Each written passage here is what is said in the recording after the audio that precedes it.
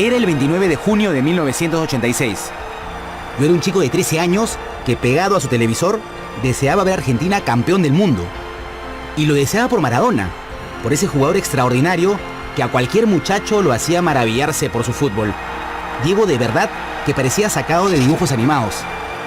Faltaban solamente 5 minutos. Alemania acababa de empatar un partido que Argentina ganaba 2-0. Parecía que Argentina se quedaba sin mundial, pero apareció Maradona y metió un pase mágico, increíble, en profundidad para Burruchaga, su pata. Lo puso cara a cara con Schumacher. El burro no duda, Schumacher sí, y ese gol alcanzaría la inmortalidad. Argentina se llevó la Copa del Mundo y uno como sudamericano también se sentía ganador. Aunque lo mirásemos por televisión muy lejos de México, nos parábamos a aplaudir la genialidad de Diego. Y fue en ese momento que nos dimos cuenta de que si esa estrella brilló fue por alguien que armó una táctica perfecta para ser campeón del mundo. Bilardo fue el artífice de una hazaña histórica. Decidió cambiar de estrategia y hacer que Argentina jugara con 3 atrás. El narigón era un obsesivo de la pelota parada. Un técnico que tenía clarísimo su objetivo: ganar. Ganar a toda costa. Nosotros, deslumbrados con Maradona, quizás no nos dábamos cuenta de la genialidad de Bilardo. Bilardo era un técnico obsesivo, excéntrico, raro. Una de sus rarezas, por ejemplo, era que le marcaba a sus jugadores cómo festejar los goles. Le pedía a los delanteros que festejaran con los delanteros, a los medios con los medios, a los zagueros con los zagueros. Esto para evitar que ninguno se cansase demasiado luego de un gol. Pero así era Bilardo, excéntrico, raro.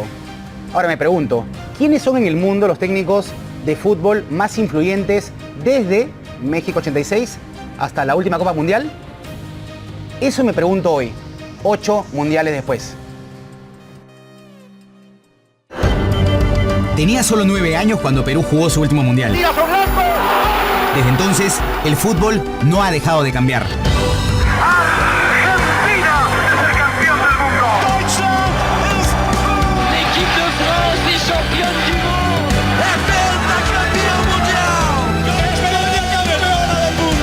En mi rol de periodista, investigaré cómo ha evolucionado el fútbol y cómo lo encontraremos 8 mundiales después.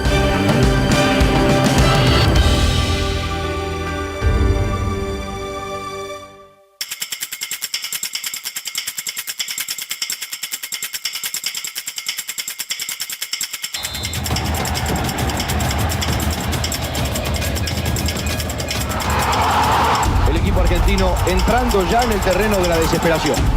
Se les comienza a complicar inclusive hasta la clasificación. Llega Pasarela y Valdano. ¡Pasarela! ¡Pasarela! ¡Gol, Gareca, gol! ¡Gol! ¡Argentina! Argentina se había clasificado con las justas tras aquel empate agónico contra Perú en Buenos Aires. Gran parte de la prensa descalificaba a Bilardo, quien representaba un juego diferente, quizá mezquino, en todo caso más práctico y resultadista. Uno de sus mayores críticos era César Luis Menotti, campeón mundial con Argentina. Varios medios ponían a Bilardo como la antípoda de Menotti y pronosticaban un mundial desastroso, a pesar de contar con Maradona. El fútbol es tan generoso que evitó que Bilardo se dedicara a la medicina. Es un cobarde y un enano mental. Esto decía Menotti de Bilardo poco antes de México 86, y así hubo decenas de críticas. En el 70 Brasil fue campeón del mundo con 5 jugadores número 10, uno de ellos Pelé, algo innovador. En el 74 Alemania fue campeón del mundo con el fútbol total, con Müller y Beckenbauer. En el 78 Kempes fue la estrella del mundial. En el 82 vino Paolo Rossi en su mejor momento y la rompió. Ahora, ¿qué cosa tuvieron en común estos campeones? Todos defendían con 4. ¿Qué pasó en el 86? Llegó Bilardo, innovador, arriesgado y realmente muy obsesivo de la táctica, e hizo una cosa que nadie había hecho. Defendió con 3. Allí comenzó el 3-5-2. Bilardo fue haciendo retoques, yo creo que fue inteligente. Garré era el lateral izquierdo y no tenía el problema físico que tenía yo. Pero Bilardo, al ver que los equipos jugaban con un solo delantero por ese tema de la altura, entonces después, más adelante, lo saca a Garré. O sea, saca a los 2 laterales y pasa a jugar con 3 centrales. Cuchufo, Bron, Ruggeri. Yo vi a Argentina una semana antes de su debut. Jugaron un amistoso contra el Atlante de México y entré a ver el entrenamiento. Era un desastre. los periodistas argentinos decían, Argentina se va del Mundial. Y Argentina se va haciendo. Después muchos comentan que Bilardo inventó el 3-5-2. El 3-5-2 lo jugaba yo en Bélgica, en mi equipo, en Serén. Cuando éramos locales jugábamos 3-5-2. Yo era el carrilero por izquierda. Bélgica era un país muy táctico en ese tiempo. Bilardo inteligentemente, como dice Clausen, va cambiando algunas cosas en el camino y encontró la solución. Y si sobre eso tú tienes a un superdotado, a uno de los mejores jugadores del mundo que hemos visto, bendito sea para ellos, ahí está, pues, ¿no?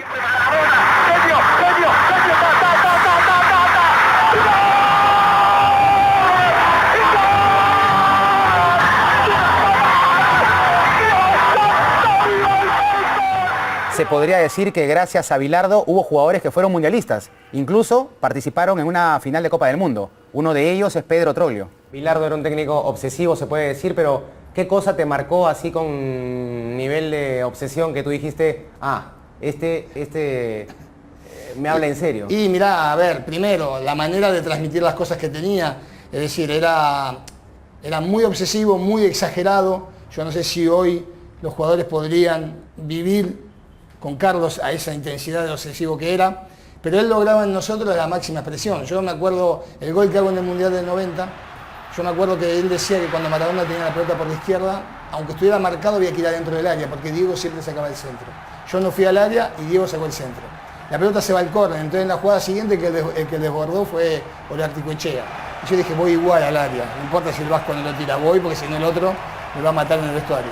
Y me cae la pelota y hago el gol. Es decir, yo dentro de la cancha nos obligaba a recordar y a pensar todo lo que nos decía a partir de lo que él transmitía, ¿no? Que era intenso y obsesivo. Esto que tiene que ver con el estilo de Bilardo. Sí. ¿Ese estilo de Bilardo hoy permanece, tiene vigencia? Permanece en los que lo hemos tenido en un porcentaje de un 5%. Porque creo que el porcentaje del 100% no duraríamos mucho en los planteles de hoy. Es decir, querer transmitir esa locura de Carlos era propia de la época nada más. Y hemos mantenido algunas cosas de Carlos, sí. A mí el tema del video es una cosa que para mí es vital hoy. Pero no los tengo 3 horas. Capaz que mis videos duran 40 minutos, no más. Es una anécdota, que fue la primera vez que me convoca Bilardo. Me convocó en una calle de Buenos Aires y yo nervioso esperándolo. Esperaba a alguien bien vestido y aparece Bilardo que parecía uno cualquiera de la calle, vestido así nomás. Y bueno, y ahí se acercó hacia mí y me dice, hola Clausen, soy Bilardo. Y nos pusimos a hablar en la calle. Él me quería conocer cómo era yo como persona para después realmente convocarme al equipo nacional. Antes de que Bilardo sea técnico de Argentina, fue técnico de la selección colombiana. Y allí tuvo su influencia y su momento de comenzar como entrenador. Para hablar de eso, hemos llamado a Andrés Marocco, periodista de Colombia, justamente. Andrés, ¿cómo estás? ¿Cómo te ha ido? ¿Cómo te va? Hola, Pedro. Andrés, una cosa. El 81 Bilardo dirige a Colombia. Pierde la eliminatoria. Pero te pregunto, al margen de eso, ¿dejó escuela en Colombia para después? El profe Bilardo, con el que yo no comulgo con muchas cosas de su estilo futbolístico, fue muy importante, ¿no? Él representaba toda esa escuela de estudiantes que en Sudamérica pues marcó en algún momento la pauta, ¿no? Bilardo fue importante, pero también fue importante para darnos cuenta cómo no debíamos jugar. Bilardo tiene su estilo y tiene sus maneras bastante peculiares que buscaban de alguna manera o de alguna forma también hacernos más competitivos, y eso es válido, ¿no? Porque seguramente también Colombia con Bilardo se encauzó a ser más competitivo y menos ingenuo. Barbadillo, la deja atrás, Duarte, dentro del área, penal a favor del equipo peruano. Parece que le aplicaron un golpe allí al jugador Duarte, a Cuento le aplicaron un puñetazo. Aquí es el antifútbol de Bilardo, este es el antifútbol de Bilardo. Lo de Bilardo y el agua con somníferos. Eso para mí es en un Italia. mito, eso es un mito para mí. Un mito. Un mito, sí. Acá hay gente que dice que se puso algo, yo nunca me enteré. Y si verdaderamente hubiera sabido algo, no lo diría. Yo creo que todo lo que pase dentro de un grupo, esté bien o esté mal, hay un código que respetar. Esté bien o esté mal. Hay un código para respetar. Entonces, si alguien ha hablado, a mí no me consta. Aquí hemos hablado de Bilardo y cómo llevó a Argentina a 2 finales consecutivas, habiendo además ganado una de ellas. Ambas finales justamente fueron contra Alemania, la Alemania de Beckenbauer. Bilardo, Beckenbauer, finales repetidas. ¿Fue coincidencia o el estilo de Bilardo y Beckenbauer se imponía acaso en el mundo? Yo lo único que sé que a Bilardo le gustaba ganar, nada más que ganar. Bilardo tiene una gran tarea en lo que sea la organización defensiva, tiene muy buenos trabajos defensivos. Es más, yo jugué en la Sub-20 de Argentina y viví el proceso previo al 86. Participé de los entrenamientos de Bilardo y los entrenamientos defensivos eran excelentes, ¿no? Es una persona muy organizada, una persona que desde esa época ya manejaba la estadística del video. Cuenta la historia que cuando Argentina sale campeón del mundo, Bilardo casi ni festeja. ¿Por qué? Alemania le había metido 2 goles de córner y él decía, no festejo porque no nos pueden hacer un gol ni 2 de balón parado, no puede ser. Bilardo lo decía, el primer gran obsesivo del mundo probablemente. Pero veamos qué pasaría después.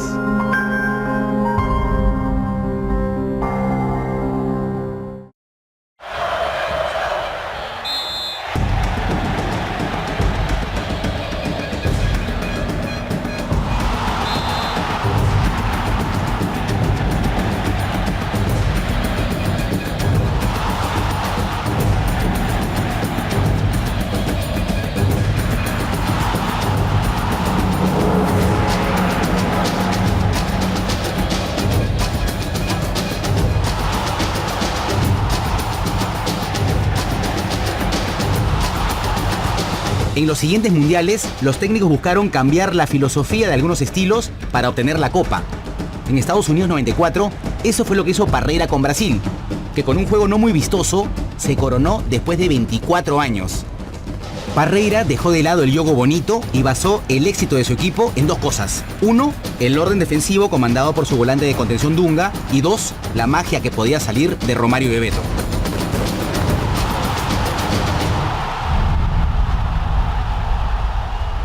Cuatro años más tarde, Dunga y compañía quisieron repetir el título, pero esta vez de la mano de un fenómeno rotundo y emergente, Ronaldo.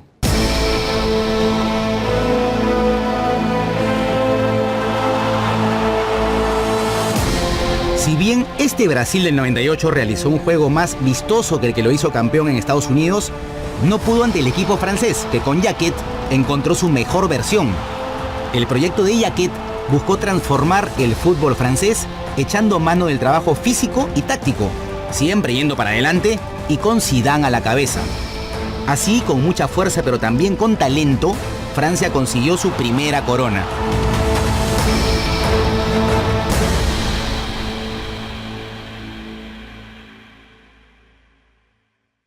Y para hablar de proyectos a largo plazo, un ejemplo cercano y exitoso es el del maestro Oscar Washington Tabárez.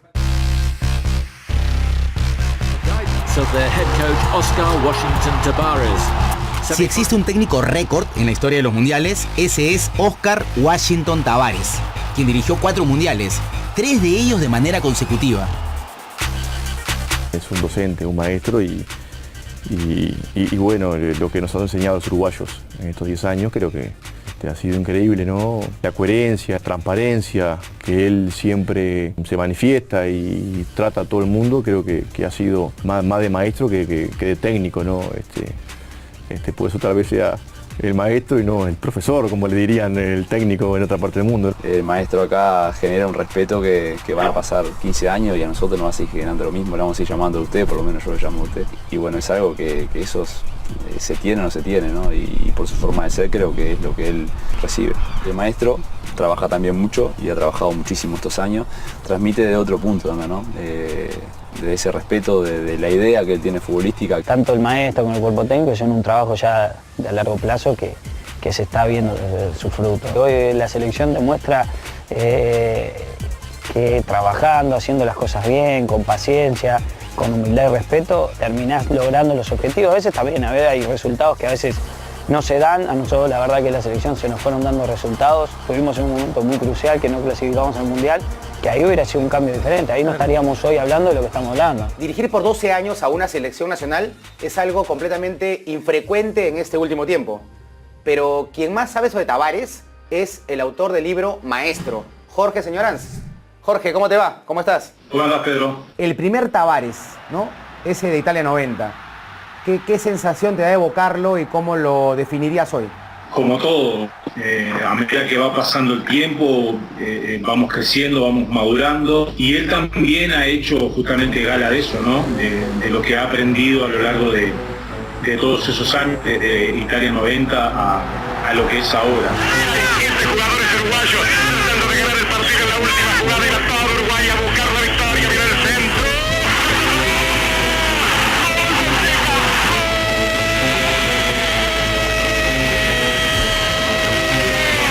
Hay una cosa curiosa y que nos toca a los peruanos, y tiene que ver con lo siguiente.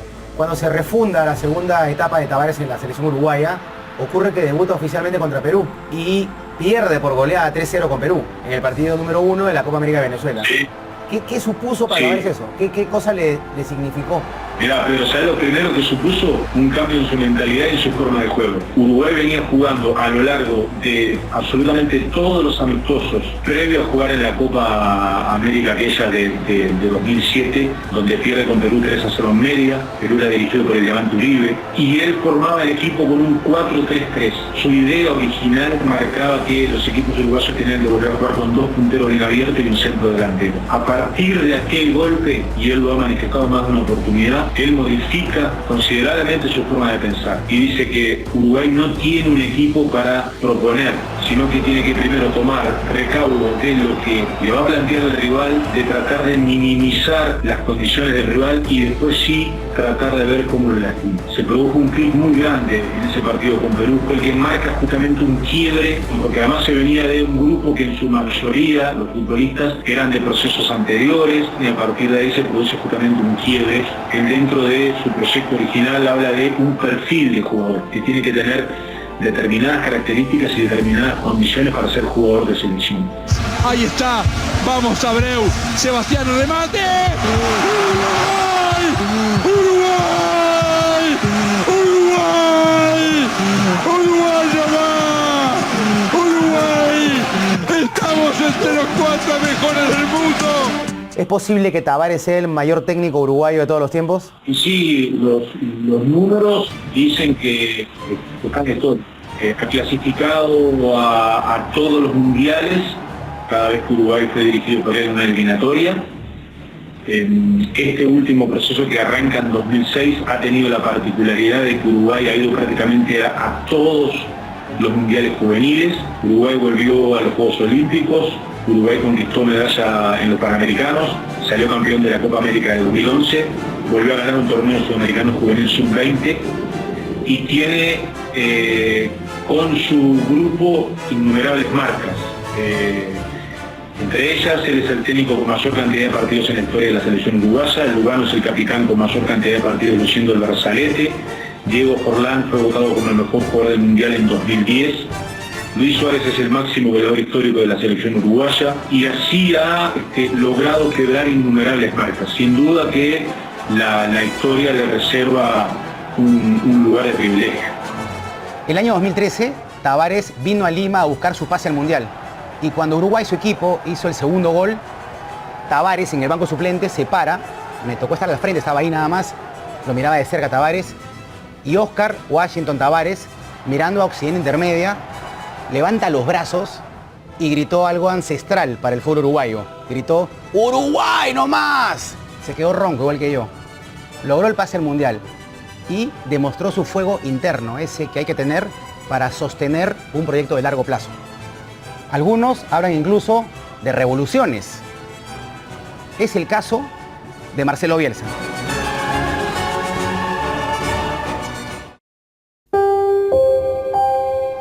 Yo les voy a leer lo que para mí es el fútbol. Éramos todos muy amigos, nos gustaba jugar juntos, la pasábamos bien reunidos, intentábamos hacerlo lo mejor posible, atacar mucho y luego recuperarla con la ilusión de volver a atacar. Y esperábamos la compañía de la suerte. Es el fútbol, muchachos. Si se habla de una revolución en el fútbol, hay que hablar de lo que hizo Marcelo Bielsa con la selección argentina en las eliminatorias para Corea-Japón 2002. El tipo decidió jugar 3-3-1-3, corriendo todos a la vez, y Argentina fue una aplanadora. Y además está en los libros.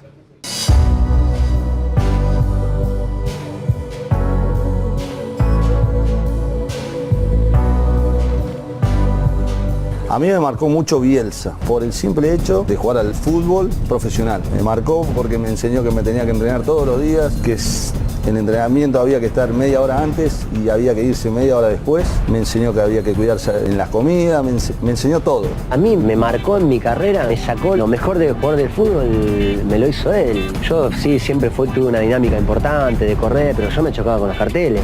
Yo creo que ha sido el entrenador el que más me sacó en cuanto a me hizo competir cerca de lo que yo podía dar y por mucho tiempo. Entonces eso lo lograba él. El estilo de Bielsa, que se basa en la determinación para atacar, se hizo escuela. Yo arranqué en la escuela de Bielsa, ¿no? Que es una escuela muy estratégica, muy táctica, muy de volumen de análisis de campo, ¿no? Y no observaba tanto la parte del liderazgo, que en este caso Bielsa lo tenía, ¿no? Desde ya. Para mí, dentro de los grandes técnicos, y uno de los que más admiro. No lo he tenido, pero lo admiro mucho. Pero sí soy consciente de algo, que Bielsa hay uno solo. Las copias son muy malas. Los que quieren copiar exageradamente a Bielsa están equivocados. Vos podés admirar a un técnico, tratar de escucharlo, te podés adoctrinar muchísimo escuchándolo, pero Bielsa hay uno solo. ¿Querés imitar a Bielsa, hacer una conferencia de prensa y mirar para abajo como hace Bielsa? Eso no te marca como un bielcista.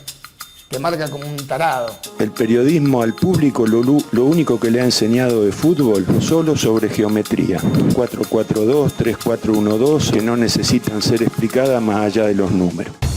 Después de la experiencia argentina, Bielsa asumió el reto de la selección de Chile y le dio a ese país un protagonismo inesperado. ¡Golazo! ¡Golazo! ¡Ganó Chile! ¡Viva Chile, mierda!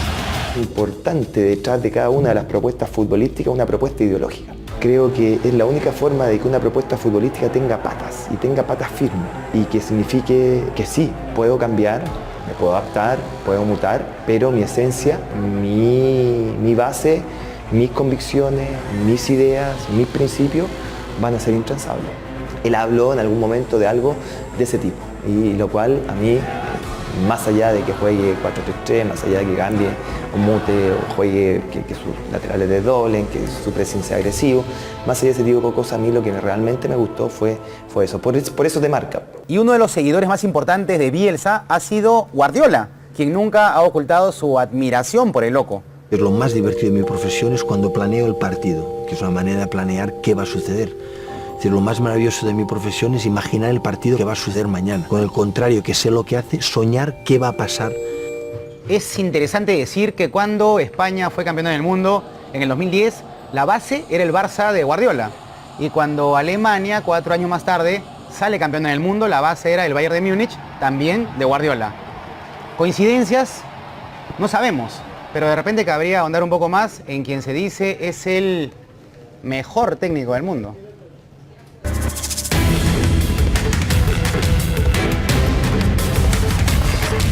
Pep Guardiola es el entrenador más influyente de nuestra época. Creo que Pep Guardiola simboliza al entrenador moderno. Hay entrenadores que en la historia del fútbol han tenido tanta importancia que han marcado un antes y un después.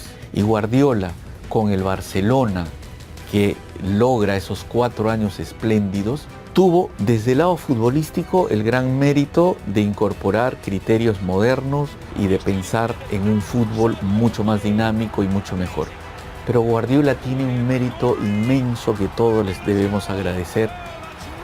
Él ha permitido que el fútbol siga siendo un juego maravilloso que le gusta a todos cuando estuvo en peligro en un momento. Hubo una época antes de él en la que se hablaba de que los resultados mandaban. Esa frase es una frase abominable.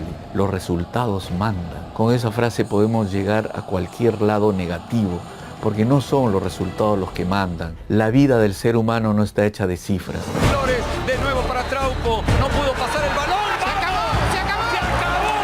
¡Volvemos a un mundial después de 36 años! ¡Es la locura en la cancha! ¡Es la locura en la tribuna! ¡Vamos al mundial! ¡Arriba Perú en la cancha! ¡Pedro Eloy! La La incontenible dinámica del fútbol moderno ha tenido tanta influencia que, para alegría de todos, ya la podemos ver en la selección peruana. ¿Cómo trabajas con Gareca? ¿Cómo es que Gareca es tan equilibrado? Sí, yo te lo describiría con dos palabras. Es un ser humano.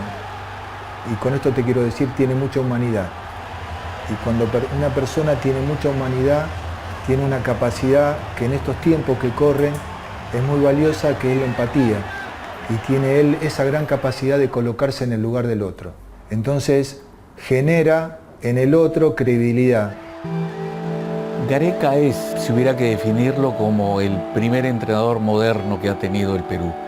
A partir del año 2000 el fútbol en el mundo empezó a cambiar. Y lo que ha traído Gareca al Perú, por vez primera, se ha hecho planificación de toda la organización para poder entrenar y trabajar. Por vez primera se ha pensado en la calidad de las canchas, en el seguimiento a los jugadores, en la evaluación física y técnica, y que eso esté acompañado además de elementos tecnológicos. Creo que eso es uno de los grandes aportes que ha hecho Gareca para nuestro fútbol. Desde Bilardo en el 86 hasta Joaquín Löw en 2014, hubo un montón de técnicos muy influyentes. ¿Cuál fue el más importante de todos en ese periodo de tiempo que abarca 8 mundiales? No se sabe cuál. ¿Cuál fue el que armó el mejor equipo? No se sabe cuál. La polémica está abierta. Pero yo quería apuntar algo a pie de página y a manera de salida. En el año 2017 pasó algo insólito. Perú le ganó a Ecuador en Quito. Nunca había pasado. La prensa camina a la puerta del vestuario de Perú, sale Gareca y la prensa en pleno, todos aplaudimos al técnico de Perú. Una cosa rarísima, repito.